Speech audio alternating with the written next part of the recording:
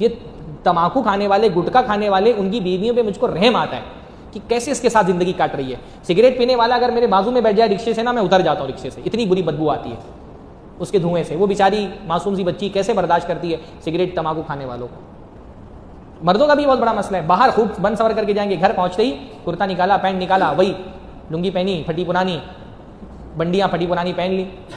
भाई अगर अल्लाह ताला ने हमको वजाहत दी है, हुस्न जमाल दिया है, तो इस हुस्न जमाल का फ़ायदा उठाने के सबसे पहले मुस्तहिक तो हमारी बीवियाँ हैं ना। हाँ, तो आप बाहर जाते तो बनसवर करके जाते, घर आते साथ टी शर्ट निकाली, पैंट निकाला, फटी हुई लुंगी पहन ली, जिसको पता नहीं कितने सालों से प्रेस नहीं किया गया है, हाँ, फटी हुई बंडी पहन ली, उसके सामने इसी हैत में जाते हैं हम, उसको पता ही नहीं उसका शौहर कितना खूबसूरत है।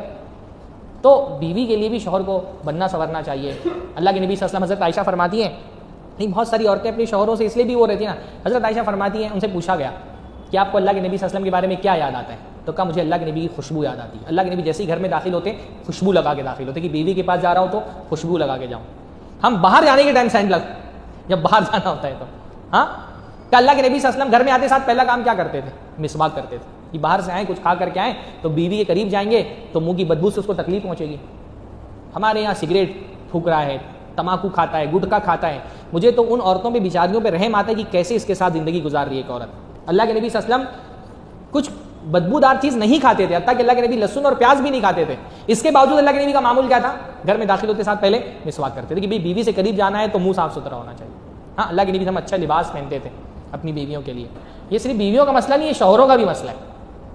हज़रत अब्दुल्लाह इब्न अब्बास ना बहुत बन संवर के रहते थे, तो उनसे लोगों ने कहा कि आप इतना ज़ेबो ज़ीनत में क्यों रहते? तो उन्होंने कहा भाई अतज़य्यनु लहा कमा उरीदु अन ततज़य्यन ली, मैं अपनी बीवी के लिए सजता हूँ जैसा मैं चाहता हूँ कि मेरी बीवी मेरे लिए सच संवर के रहे, है ना।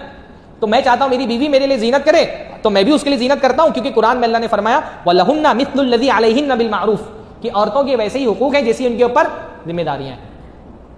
तो एक दूसरे की नफ्सियाती, जिस्मानी, जहनी ज़रूरत का ख्याल नहीं रखते हैं। तो दोनों तरफ से बैलेंस हो रहा है ना भाई। हाँ, ऐसा तो नहीं कि बीवियों को लगे हमारे खिलाफ बात हो रही, मसले दोनों तरफ से, रिश्ते खराब दोनों की तरफ से होते हैं। कुछ मसाइल बीवियों के हैं तो कुछ मसाइल शौहरों के भी हैं।